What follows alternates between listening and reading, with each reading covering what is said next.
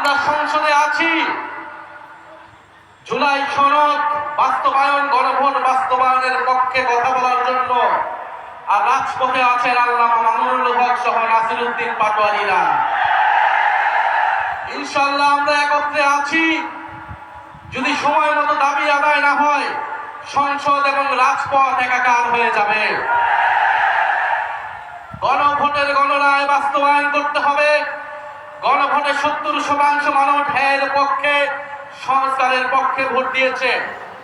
আমরা এখনো একটু কথা অল্প করে বলছি, কারণ দেশে অনেক সংকট, দেশের মানুষ ভালো নেই, দেশে জ্বালানি সংকট, দেশের মানুষ চিকিৎসা পাচ্ছে না, হামের চিকিৎসা পাচ্ছে না, দ্রব্যমূল্যের ঊর্ধ্বগতি, তেলের দাম বৃদ্ধি হয়েছে।